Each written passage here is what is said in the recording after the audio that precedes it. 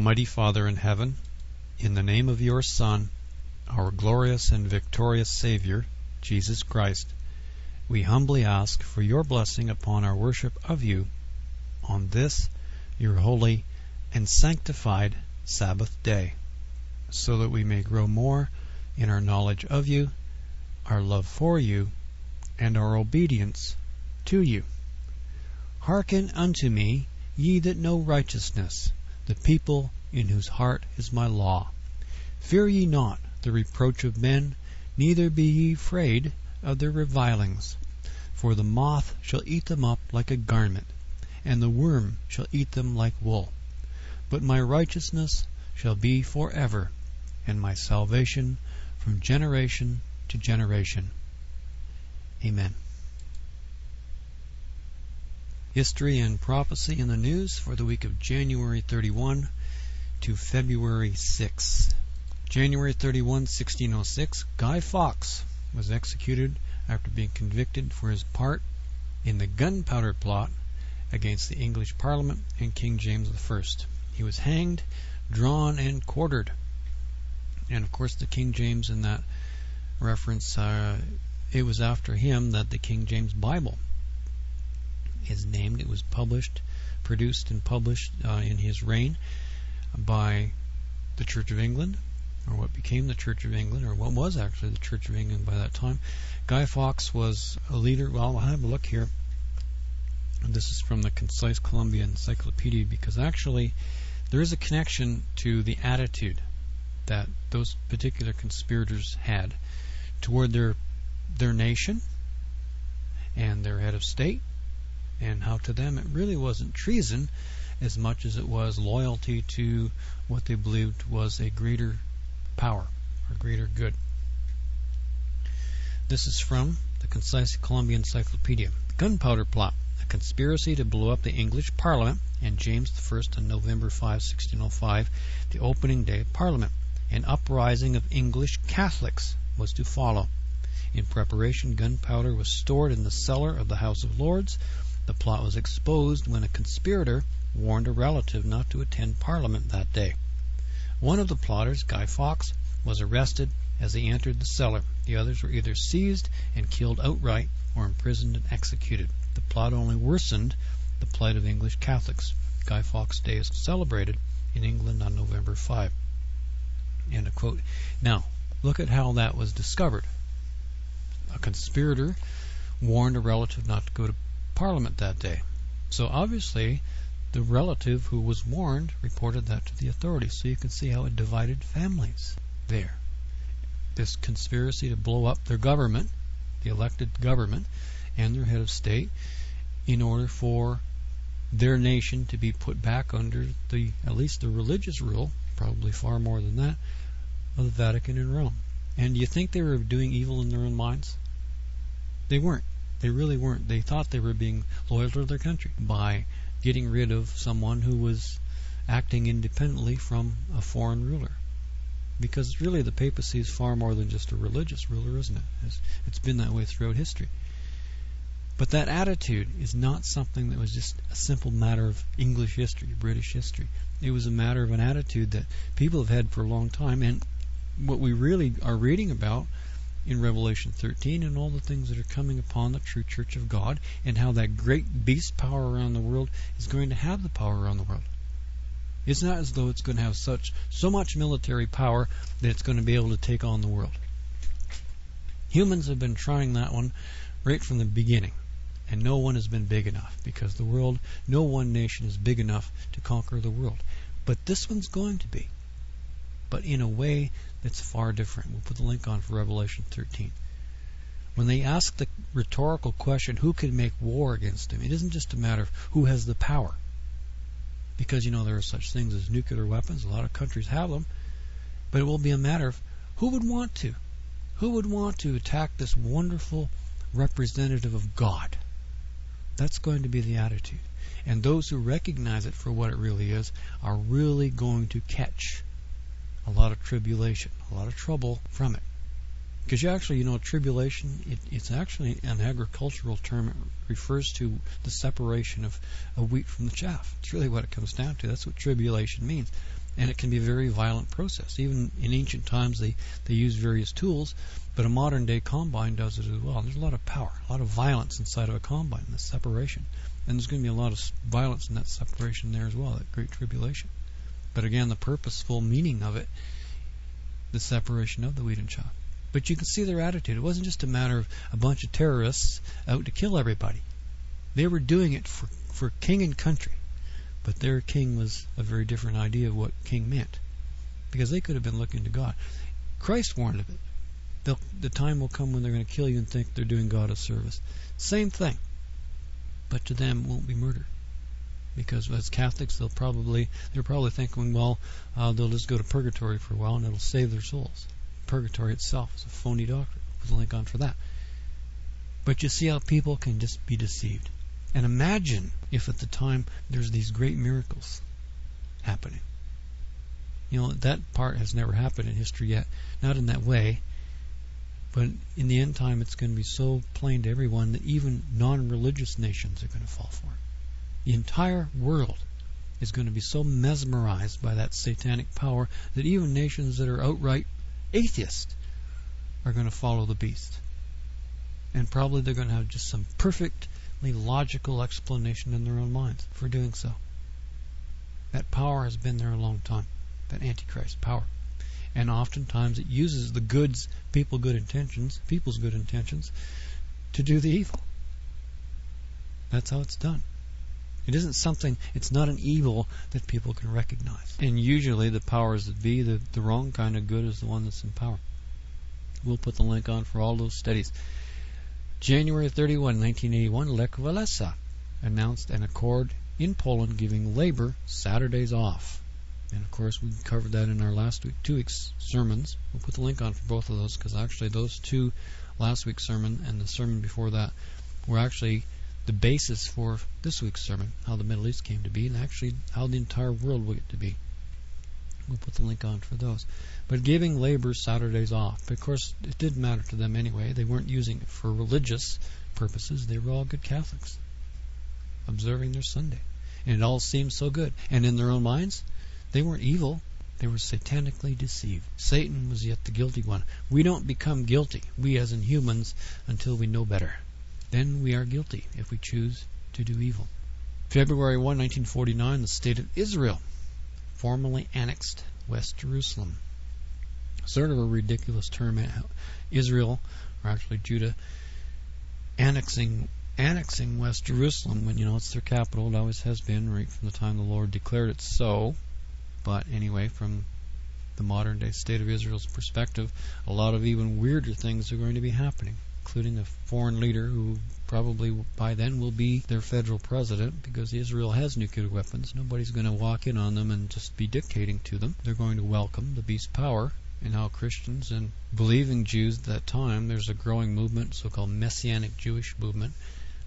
Many people I've heard from a number of those, some listen to these sermons, who recognize Jesus of Nazareth as being the Messiah.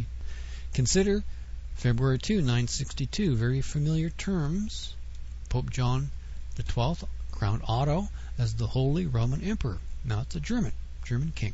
When Otto succeeded his father Henry, or Heinrich, as German king in 936, the people raised their right hand to show approval and shouted Sieg und Heil, or victory and salvation. And of course, most people are familiar with that from Hitler's Nazi Germany of the 1940s, 30s and 40s. Sieg Heil. But Hitler didn't invent it. It existed 1,000 years before Hitler, the First Reich, because Hitler called himself the Third Reich, the Third Empire. Later historians would view 962 as the beginning of what would later be officially styled as the Sacrum Romanum Imperium Nationis Germanica, or in English, the Holy Roman Empire of the German nation. It was actually called that. And that's again the reason why we focus on that in end time. That never changed. Never. From that point on. The octagonal imperial crown of the Holy Roman Empire, made especially for the coronation of Otto, became the very symbol of European unity for centuries to come. Otto von Habsburg called attention to the potential role of the crown of the Holy Roman Empire, which then resided in the Schatzkammer, or royal treasury, in Vienna, Austria. And that's the present time. Otto the Habsburg family still exists. We covered in our recent sermon on the First World War, that war began because of the assassination of a Habsburg. And the family is still there. They were literally those Holy Roman Emperors. Many of them. That family line was there, prevalent. Not always, but most of the time. And they are still there to this day. Whether one of them will be or not, it would not be inappropriate, but it isn't necessary either. It doesn't matter. It's the office, not the family. There is no connection that requires, or no basis that requires a particular human to be there. But it's possible. They would certainly have the inside track on doing that.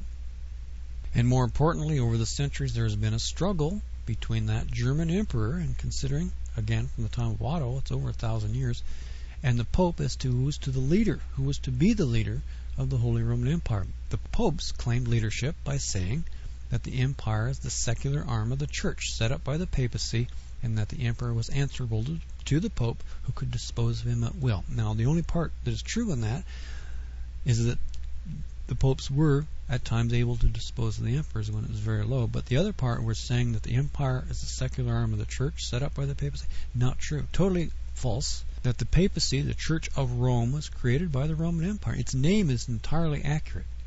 It is literally the Church of the Roman Empire. If you want to finish it off, Roman Empire. It's exactly what it was, but it was created by the emperor at Rome. And there were bishops of that church, so-called church, throughout the empire, everywhere. But as it happened, as we try to emphasize, the bishop at Rome became more powerful because he had access to the man, to the true leader of that church.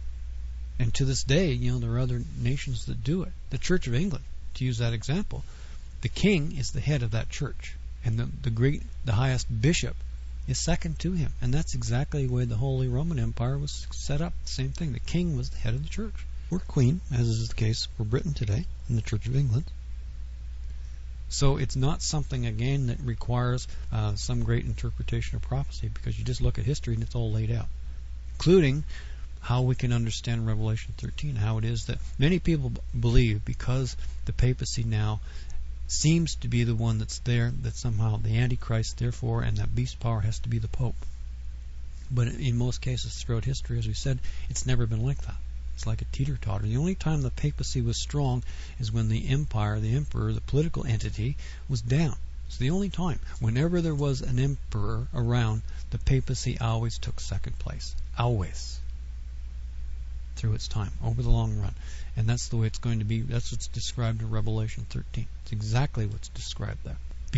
And the emperors realize it. That's what they base their power on. That's why they have no fear of the papacy. They understand that history is on their side, the very basis of it. The so-called imperial Frankish theory claims that the emperor has the leadership. And the so-called divine emperor, and again, a lot of them went so far off on themselves, they became so impressed with themselves, they actually claimed to be divine. And in the end time, the great Satan loves that. Someone who's committing that kind of blasphemy directly against God, Satan's going to give him all kinds of help. And as we read in Revelation 13, the phony miracles, all that, it's going to happen. The mark of the beast, it's going to come as a result of that system, political and religious. As we said, it's throughout the entire world. Even non-religious nations are going to fall for it because of the power. They aren't going to be able to explain it.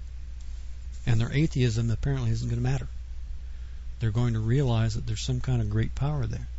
Perhaps they'll think it is some secret weapon somehow they've unveiled somehow. Either way, it's going to work, because that emperor will be performing those Satan-empowered miracles, as will his great false prophet. Put the link on for that study. It's always been there. February 5, 1555, the Diet of the Holy Roman Empire opened at Augsburg. The Diet there is spoken in English, pronounced in English, is actually from the Latin word which meant day, or dies, from which actually we get in English the word day and days and diary, words like that. Proclaimed by Charles V, it dealt with numerous religious matters. Among the decisions reached, that no member of the empire would go to war with another on religious grounds, and both Roman Catholicism and Lutheranism were to be allowed. Now the Diet there, that's sort of like a meeting, official gathering, or like a parliament in a way, But notice there they included Lutheranism because that was the German part. Usually that's what happens. They'll swallow it up. Can't just sort of get rid of it. Best thing you can do is just take it over and just make it into something that it isn't in order for their own purposes to work. And again, if you look at the present day Lutheranism, the Lutheran, so-called Lutheran churches, and most of the Protestant churches, including the Church of England, are seeking to go back to Rome. Perhaps they realized there wasn't a whole lot of difference anyway, and there isn't. There really wasn't, because their doctrines are very much the same. There was no real Protestant rebellion or protest against the doctrines. It was just a matter of they saw the Pope as being a very immoral man. That's really what it came down to. And look what happened. But look what's happening again as it's coming around. They knew it was an easy task of adopting Roman Catholicism and Lutheranism because there's no difference doctrinally. It's easy. There has been a debate whether Luther was a Sabbath keeper, whether he really realized it or not. But let's hope he didn't, because he certainly didn't teach it. He certainly ignored it. Some believe that he did know and accept it in his own life, but that's debatable as well. There's no proof of it documented, but there are anecdotal stories supposedly that he did know, but for political reasons he just thought it would be just too much on top of everything else, so he didn't bring in the Sabbath. And that's too bad, because that means either hopefully that he was not truly converted, or that he did know and committed the unpardonable sin by lying after the Spirit of truth was within him. And I don't think he did. I think there were things that he did or he wouldn't have done had he known. Let's hope not. But again, that's for God to judge, not us. But so much of the things that we see in prophecy, there are these great mystics out there. They claim to understand and interpret prophecy, but they almost always come up with things that sort of orbit them. They just sort of bring the world to a beginning with themselves, and they ignore everything that's there, all the groundwork that's been laid for what's coming. And again, our sermon this week, actually the last two sermons that we've done, were the basis of this week's sermon, because it brought us to the modern day.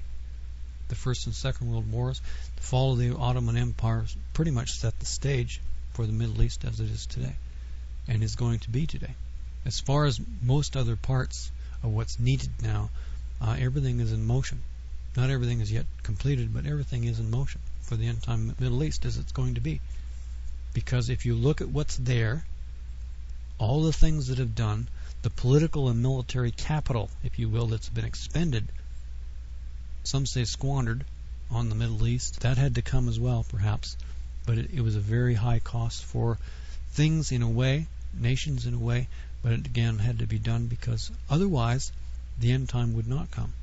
As we'll get to today, some of the prophecies that are there require the Middle East to be what it is today, with a few more things that are in progress as well. So it's something that we need to understand. We can't just sort of cling to something that has become so comfortable to us, because time doesn't stop, does it? It just goes on, and it's best to ride it out to its end, to its logical end, than try to hold on to something to stop the clock. Stand there and just sort of hold back the hands of time. Some people try to do that. It doesn't work, does it? Time goes on no matter what you do. You can only freeze yourself out of the present by trying to freeze time to wherever you want it to be. But the good news is, look what's coming. It's not a matter of leaving behind something good. It's a matter of journeying to something that's infinitely good and perfect, and we know the world has to go that way. But so much of everything that needs to be done has been set in motion or has been completed. So, the people of Judah's return to their homeland. And they are not Israel, they are Judah. They are Israelites, that's true, but they are not all of Israel. They aren't the so-called lost 10 tribes. Most of the southern kingdom has Levites that the northern tribes did not. The Levites left. Put the link on for that. Why there were no Levites in the northern tribes, for the most part. The corrupt ones may have stayed, but the good ones left, went down to Judah, and those people have to be there for today. Again, for fulfillment of the end time holy place, the abomination of desolation that's coming. And we'll deal with that in our sermon. Why is the Middle East as it is today, this very day? Why are things what they are? Now, usually people will come up with two answers together. Number one being the Western nations, primarily the United States, support for Israel, military support, and so on.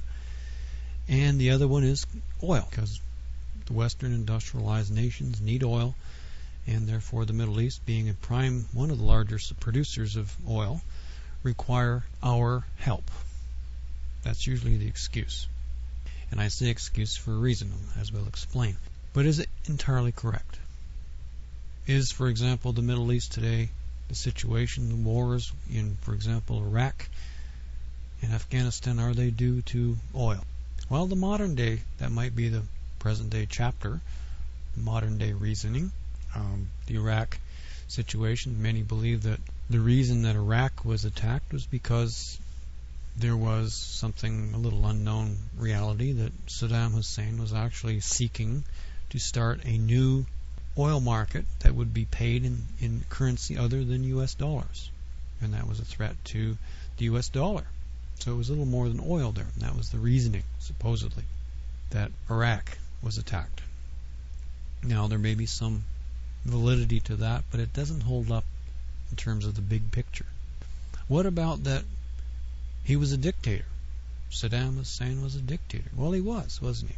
He was a threat to his immediate neighbors. He invaded Kuwait, for example. He did some very horrible things to his own people who wanted freedom from him within the country, or at least freedom, period, at least according to our definition of freedom. And that's correct. But you know, there are people like, there are Saddam Husseins all over the world. It's one nation or another. And yet, no one seems to go after them, particularly if they have a large military. That's conveniently ignored. So, is that the answer? Well, they're contributing factors, but they're not the answer. And even oil itself, you know, the imperialism, so-called Western imperialism, from their viewpoint, has been going on long before oil. You know, the British have done pretty much what the U.S. has done in the Middle East, and they did it at a time was before the invention of the internal combustion engine. You know, the British did it in the 1800s. Oil wasn't a factor then, and of all of the empires that have existed back and forth across the Middle East, such as they've been, whether they're marching from Europe toward the east or whether they're marching from the east toward Europe, they've all gone across there long, long ago, for many centuries. So it's not really a matter of oil. Oil may be a factor today, but it's not it's not a factor in the big picture. It's not. As far as really the answer there is just imperialism, but that's normal. That's just the state of humanity. And what about Israel, then? Well, the support for Israel, that's certainly there, but do they really need it in terms of their national survival now? I'm not talking about when they were first created, and they first were able to get a foothold in their own land, their own God-given land. People of Judah in 1948, they fought that war. You know, nobody fought it for them. They fought it themselves. They earned their nationhood, and they've been earning it ever since with their own blood. They've had help, but you know, as far as being able to be defeated now, that's not going to happen. They have nuclear weapons. For example, many are so concerned about Iran getting a nuke, threatening poor little Israel. But you know, poor little Israel can wipe Iran right off the map in a matter of a couple hours when it comes to that sort of thing. And the Iranians know that. The Iranians aren't fools. They seem radical, but they're not going to launch a nuke on Israel because they know it would be suicidal to do so. So what's the answer then? Why does it look the way it does? Is there something more at work then? And the reason we've done the two previous sermons, I will put the links on for those, as we said, the answer is there is something bigger. It's more about the coming world than the world as it is today.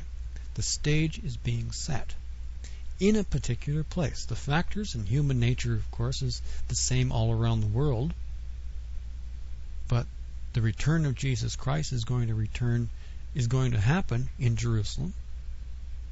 The abomination of desolation is going to occur in Jerusalem. It will be done or carried out by a European power in his great false Christian church, which will have, as we said, the power to deceive the entire world. So you can see why the Middle East is sort of the stage. A stage that needs to be set in a particular way for things to happen. And if you've listened to our last two sermons, you can see how that's been coming about. How the present day world, as it is the way it is, despite the major players, whose own reasoning or purpose for doing things are legitimate in their own eyes, but at the same time, in serving their own interests, they are serving a greater purpose in setting that stage as it is. Because, as I said, if you're looking just to oil, that imperialism has gone on long before anybody cared about oil or knew what oil would be used for, because the engines and all the modern day machinery never existed at that time when the very sort of imperialism was going on. They knew the oil was there. Tar pits are mentioned in the Bible. How Noah's Ark was sealed with tar. The King James uses slime, but slime isn't really waterproof. Tar is. Noah caulked the wooden ark with tar, the very oil that was bubbling up out of the ground that was there then. So you can see it wasn't a factor then, in terms of just oil alone. But the stage had to be set. And if you've listened to our last two sermons, you can see why. The First and Second World Wars had to happen in order for Israel to come back, in order for the Ottomans to fall, in order for superpowers to come and go, because in the end time, there's going to be Rome again. It's sort of been lurking. It's like up and down, around and around. It's unique in that sense. It's been the way it is in a particular way for so long, and yet it sort of pops in and out of sight, although the papacy remains, as we explained in our news item. But there are specific prophecies that Christ gave us, the Olivet prophecy, Revelation 13, going back to Daniel, the kings of the north and south. All those prophecies refer to the end time Middle East area, and that's where the action is going to be, because that area is going to be ground zero for Christ's return. That's why the Middle East is, if you're looking at the big picture, if you're looking at the event, the key event, the life-changing key event, life as in life on this planet, changing event, because even the animals are going to be different in the kingdom of God. They're going to learn to love each other too. The Middle East is the way it is because of what's coming, or who's coming. What's coming as well, but what's coming before he's coming. All these things had to be there, not somewhere else. And they're going to be so grand in the eyes of the world, as we said, even atheistic nations are going to fall for it. Miraculous frauds, because he has that power. Satan's a spirit. He's able to do things that are natural for spirits to do, and we're physical, so things done by spirit beings seem miraculous to us. So in order for that to happen, the Middle East has to be the way it is. Never mind the oil, never mind the politics of regime change of some country that doesn't really matter as far as the end time is concerned. All those things, having to worry about poor little Israel, that Iran is going to just wipe out poor little Israel. Well, no, Iran is in far greater danger from Israel than Israel is from Iran. Iran doesn't even have a nuke yet, as far as we know. I don't think they do, because I think if they had it, they would make the world well aware of it. But look at the difference that you see in terms of what we know as Christians and what the world looks at the Middle East as, from a purely non-religious, non-prophetic sort of way. You can see how they can look at the here and now as though all there is. It doesn't make sense to them any other way. It wouldn't. How could it? But if you look at the fact that Christ is returning, that a certain event is going to happen in Jerusalem at the time of his return, the world is going to go so far into a frenzy, a religious frenzy, that the people of God, the true people of God, the people who have the truth, who try to live by it and teach it and do what they can to be what Christ wants them to be, are going to be gone after for that very truth. Not because the world hates it, but because Satan does. Satan has been doing everything he can to get the world to look at things the wrong way, and he's really been pretty successful at it in his loser sort of way. But again, the only reason he has been is because the Lord has permitted it. And it's a part for our benefit, ironically, because it makes us stronger. The adversity.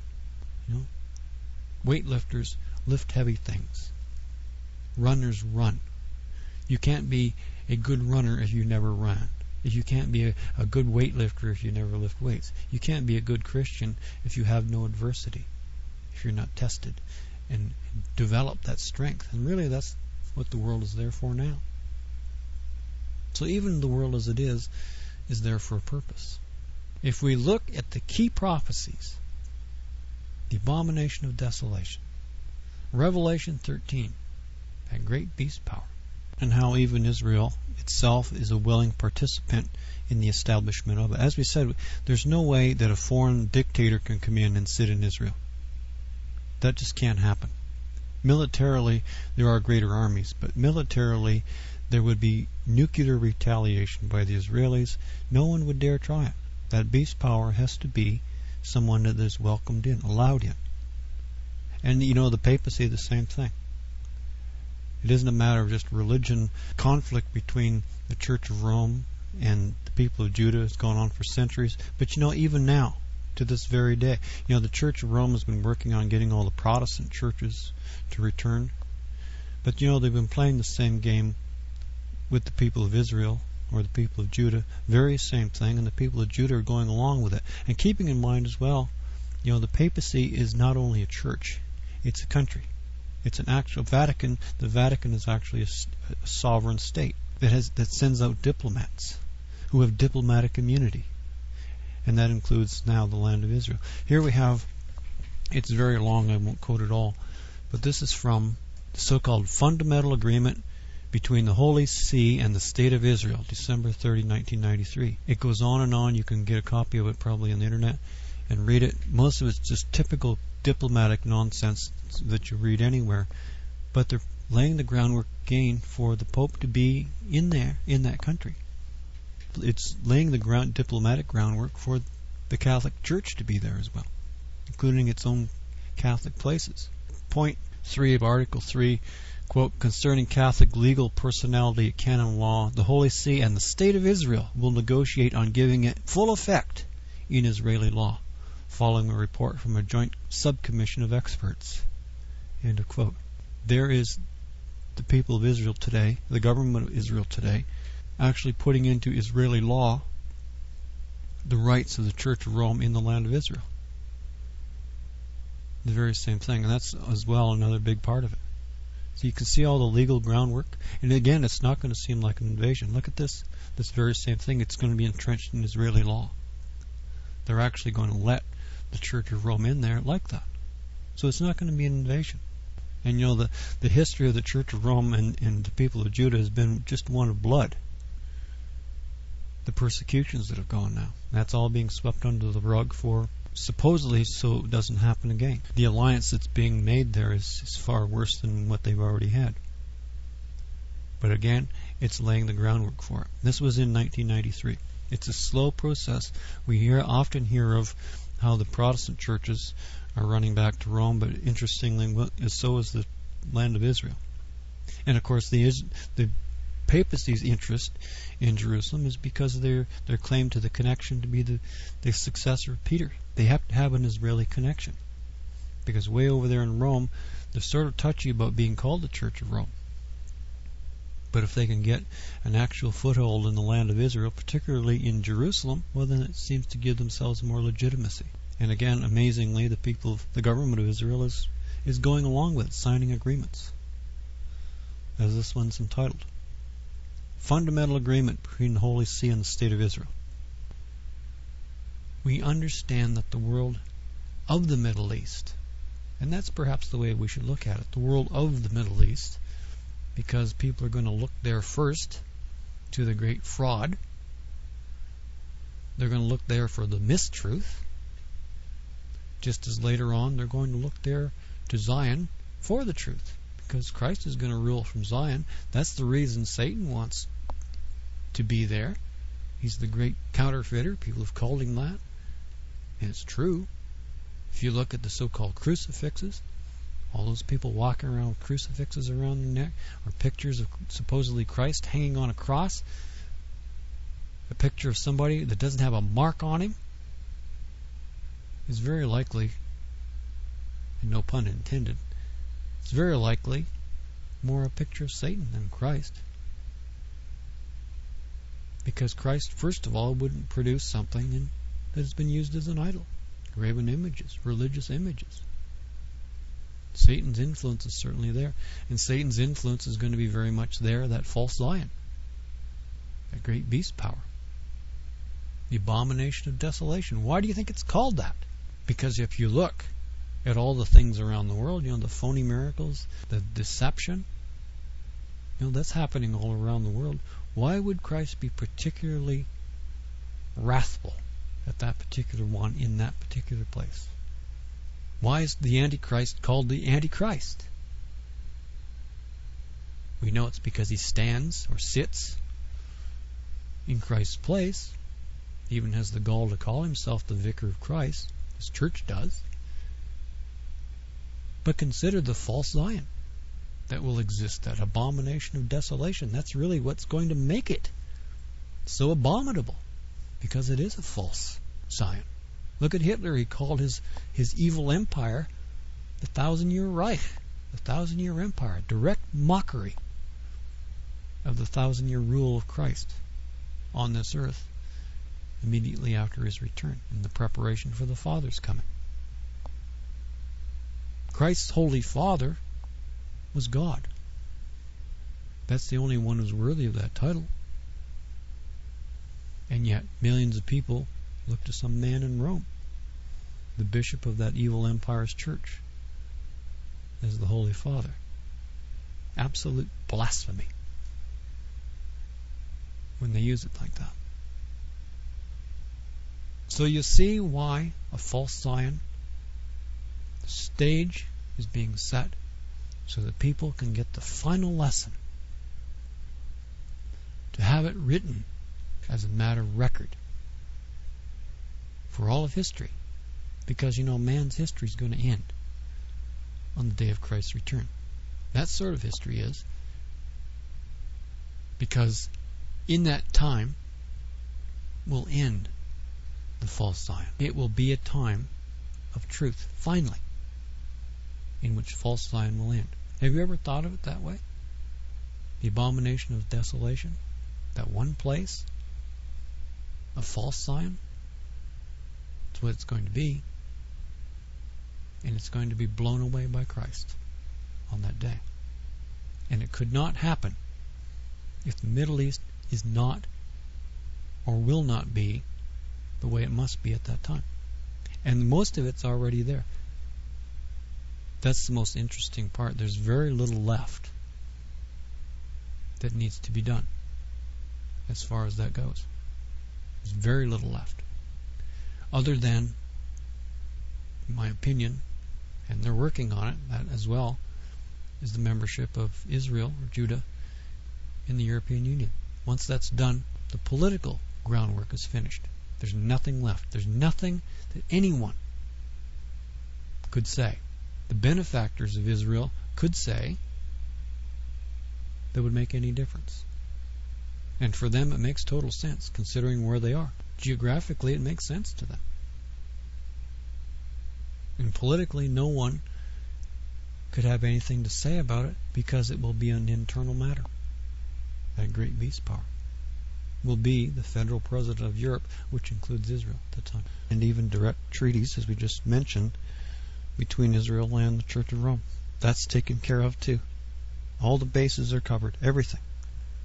The finding of the Ark of the Covenant, that could happen very quickly As we try to emphasize, it's not going to be a surprise when it does happen. Biblically, there's only one place it can be, and that's under the Temple Mount. Put the link on for Raiders of the Lost Ark. There are many fanciful stories while it's over in Egypt, or it's down in Ethiopia, or it's down in Arabia somewhere, or it's in the basement of the Smithsonian Institute in Washington, but it can't be in any of those places because it can't be moved without the wrath happening. There's only one place it can be, and that's under the Temple Mount, left there by the very people, the very Levites, the specific Levites who had custody and care and responsibility for it.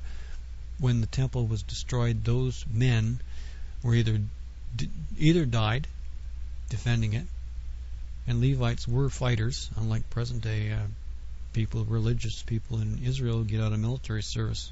The Levites could fight when they needed to. Look what they did when Moses came down off the mountain. It was the Levites who went across, drew the swords, and made a bloody mess of those who were dancing around that golden calf. Levites can do what they need to when they had to. But at the very least, they were taken away.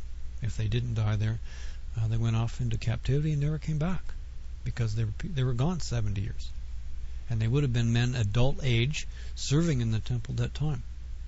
So they would have had to be over 100 years old in order to have returned. And we know they didn't. And they wouldn't have told anybody simply because, why? No one could do anything about it, even if they did. No. Because they knew that no one could take it, no one could do anything. There was no point in telling other Israelites about it, because the other Israelites could no more do anything about it. They was captives anyway. So it wouldn't have mattered anyway, even if they did know. But they took that secret to their graves. But logically, the facts that are there, it has to be under there, and it's going to be found.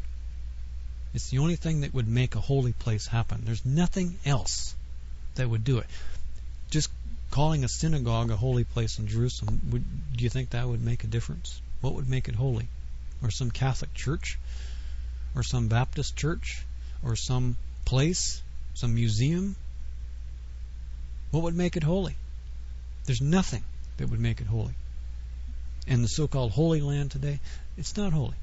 The Lord calls it Sodom and Egypt because of the evil that everybody's doing there. We'll put the link on for that study. The only thing that's going to make a holy place that can be made abominable and desolate from the Lord's perspective is the Ark of the Covenant. That will be making a place where it is being housed into a place of paganism. And a Catholic Pope doing his voodoo with all his Mary statues and all of that. Satan doing miracles right there. Don't you suppose that would do it? Surely would, wouldn't it? We know it would. Consider a few scriptures, prophetic scriptures, based upon what we know is coming, what is plainly stated in prophecy. And as I said, our last two sermons show how that present day stage has been set, is now set, how the world as it is right now is looking the way it is. It's not about oil, not in the grand sense. Oil doesn't matter. It didn't matter a century ago, and yet that same sort of imperialism was there. And centuries before that, during those so-called crusades. We'll put the link on for that study. And Israel, as we said, didn't exist at that time, 100 years ago. They were still under the Ottoman rule, and perhaps they were a poor little thing at the beginning. In 1948, a few people fighting for their freedom, but they won because they had to. If you look just the fact that they won all those wars in the way that they did before they got nukes, and you'll notice that since then, there's still been a couple attempts, foolish attempts, by their enemies, their neighbors, to attack them. Because, the Yom Kippur War was a close one. Not close for Israel losing it, but for the Middle East to going up in flames. Richard Nixon is credited with turning that war around by sending in all sorts of the most sophisticated American weaponry. These emergency flights right amidst the war. He's credited with turning that war around, but his major concern was that Israel was going to launch its nukes and turn the Middle East into flames, and it would have happened. He was entirely correct. If Israel was about to lose a conventional war, they would launch everything. And that's the reason that that great power coming in has to be their own, recognized one of their own, a federal president. And with him will come, again, political concessions, will come the great hocus-pocus false prophet, who, as we read, will have legal protection under Israeli law. But if they think that's the Messiah, again, people can adapt to things. They can become, in their own minds, adaptable to something that just makes no sense at all. I mean, look at the religions of the world. They all fit that definition. I refer you to the two previous sermons we did, so you can understand how things had to be in order for these prophecies to be fulfilled, because they are the reason. Don't look at the Middle East as though just about oil or poor little Israel, because little Israel isn't poor, and oil, who cares? It doesn't matter in terms of the kingdom of God that's coming. You think there's going to be cars and air pollution in the kingdom of God? You think oil's going to matter? Certainly not. But that great phony Zion that's set up and just about ready to go, almost, and again, it perfectly fits with the way Satan does things. The crucifixion of the Christ with a phony picture of himself, a man without a mark on him. So why not go for the fake Zion as well? And he's going to do it. Because of those miracles, they're all going to be focused right there. You ever thought about it that way? It's the only way that works. It's the only reason that the abomination of desolation is going to be just that. And those miracles by Satan. Let's have a look at these verses, these prophetic verses, in a way perhaps you've never looked at them before. Look at the bigger picture. Look at the Middle East for what it's going to be. Not just out of oil or Israel or Iran, whether it's going to get a nuke or not. Look at the big picture and consider them, and you'll have yourself a look at the truth. And we'll put on the links for all of the studies related to these prophecies. Consider Revelation 13, 4-10, and they worshipped the dragon, which gave power unto the beast, and they worshipped the beast, saying, Who is like unto the beast? Who is able to make war with him? And again, as we explained in today's sermon and the two previous sermons, who that is. Satan's kingdom, Satan's focus of deception, the beast power, his great false church, as we explained. Continuing, and there was given unto him a mouth speaking great things and blasphemies, and power was given unto him to continue 42 months. And that's how long it's going to last. The final reign of terror of Satan. It's going to end after 42 months. He's going to throw everything he's got, because finally he's going to wake up and realize his time's up. Right now, Satan is living in a fantasy world, but he's going to begin to realize his time is running out. Continuing, verse 6, and he opened his mouth in blasphemy against God, to blaspheme his name and his tabernacle and them that dwell in heaven. And where is this tabernacle? It says here, and his tabernacle. Tabernacle was a tent in the wilderness after the Exodus, which was used, its entire purpose was used to house the Ark of the Covenant, as we explained. Continuing, verse 7, and it was given unto him to make war with the saints and to overcome them, and power was given him over all kindreds and tongues and nations, and all that dwell upon the earth shall worship him, whose names are not written in the book of the life of the Lamb, slain for the foundation of the world. And again, to interject there, that's what I mean by even nations that have no religion, not just other than Christian religion or other than Judaism religion, but no religion at all, or all the other religions. Everybody's going to fall for the massive deception. Verse 9, if any man have an ear, let him hear. He that leadeth into captivity shall go into captivity. He that killeth with the sword must be killed with the sword. Here is the patience and the faith of the saints. And that was the political entity, but he's going to have a great false prophet. And that's the next part of the prophecy, Revelation 13, 11-18.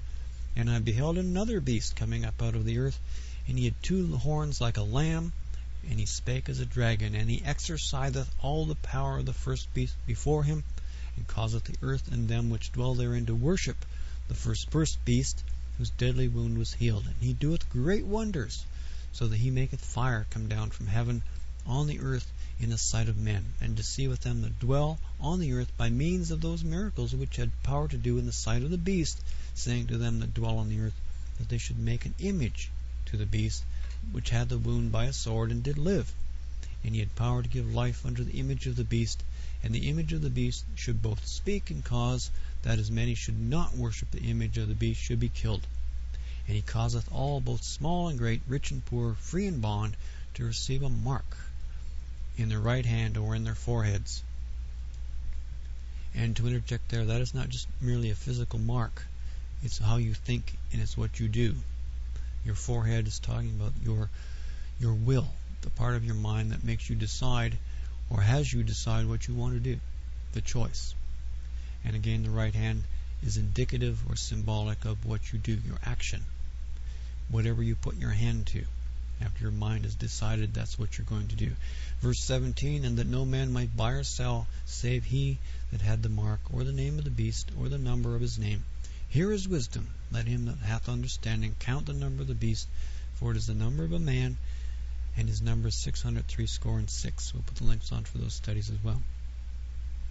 And, as described by Christ, summed up in Matthew 24, the Olivet prophecy, Matthew 24, 24 to 25, for there shall arise false Christs and false prophets, and shall show great signs and wonders, insomuch that if it were possible, they shall deceive the very elect.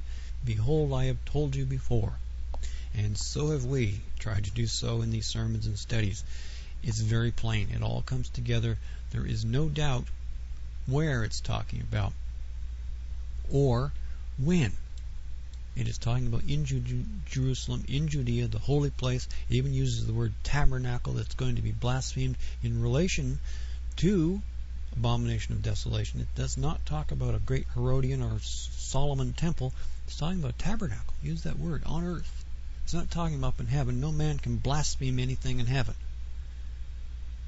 They can only do it here on earth in a tabernacle that will exist at the time just prior to Christ's return.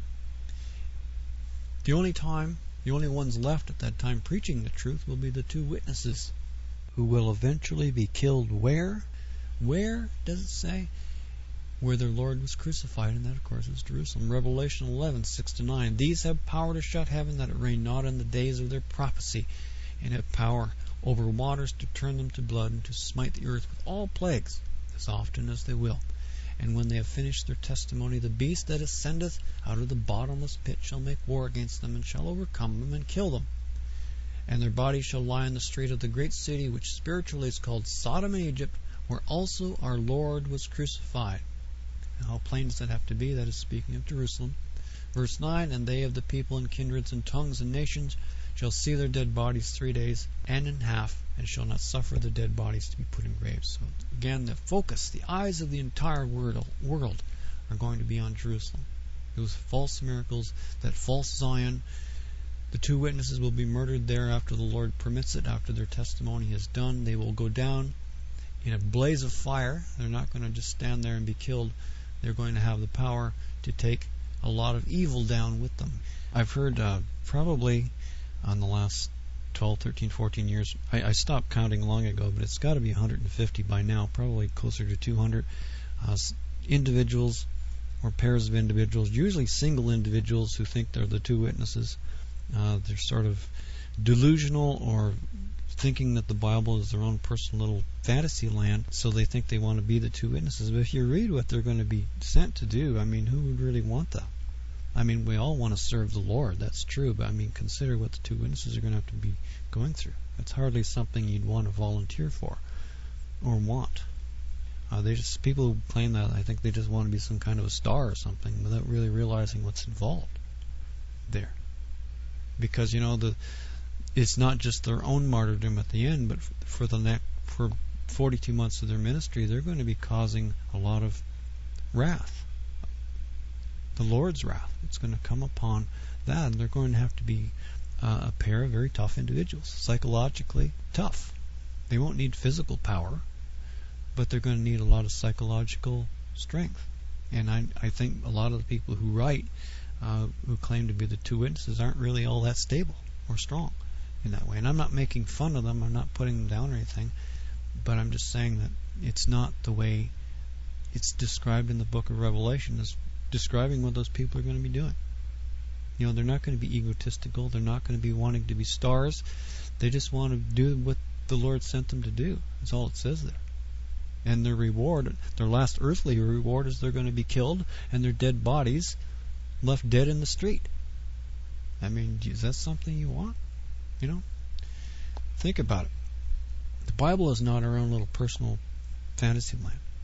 And, people ought to just think about that. Do what you want to serve the Lord by first of all obeying Him. And by obeying Him, it doesn't mean using prophecy for your own personal usage. That's what Satan does. He wants people to, the vanity and so on, that was his first mistake. The vanity that led him into every other mistake he's ever made. Because he began to think of himself higher than God. And how much more vain can that be? Vanity seems to be something humans want to do. We know where it comes from, don't we? That's why humility is so much a part of Christian living, because it's completely anti-Satan, whereas vanity is anti-Christ. But consider their end, because at that point, all will be done. The true Zion will come. Christ will come. Matthew 24:15-16. When ye therefore shall see the abomination of desolation spoken of by Daniel the prophet, stand in the holy place. Whoso readeth, let him understand. Let them which are be in Judea flee to the mountains. So you can plainly see it's all going to be focused in Jerusalem at that time. And the eyes of the entire world are going to be focused on Jerusalem at that end time. And they're going to be focused on the Jerusalem after that time, because Christ will come to bring about the kingdom of God on earth. It's what it's all about. The entire world will be looking to Jerusalem from the time of Christ's return, so it's sort of a primer to get the world ready to look. Having been looking to Jerusalem, the world is looking there now, and the entire world, atheist, all religions, no religions, whatever, the entire world is going to be looking there, because the entire world is going to be looking there afterwards. So even that is a preparation, the setting of the stage for what is going to come after Christ's return. You see how it all fits? Everything is focusing upon, pointing toward the return of Jesus Christ. And then, finally, after looking to Jerusalem in the wrong way for so long, humanity is going to start looking to Jerusalem in the right way. Micah 4:1-3. But in the last days it shall come to pass that the mountain of the house of the Lord shall be established in the top of the mountains, and shall be exalted above the hills, and the people shall flow unto it. And many nations shall come and say, Come, and let us go up to the mountain of the Lord, and to the house of the God of Jacob, and he will teach us of his ways, and we will walk in his paths.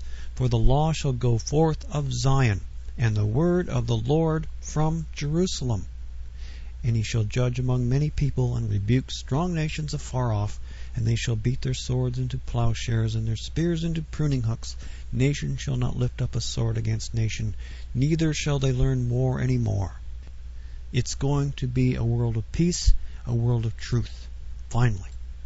When the world learns to look to Jerusalem, finally, in the right way, in the righteous way. Thank you for joining us for services this week. As always, your being with us makes our joy complete. Until next week, when we meet again on this, God's holy Sabbath day, may the Lord bless thee and keep thee. May the Lord make his face shine upon thee and be gracious unto thee. May the Lord lift up his countenance upon thee and give thee peace. God bless you all.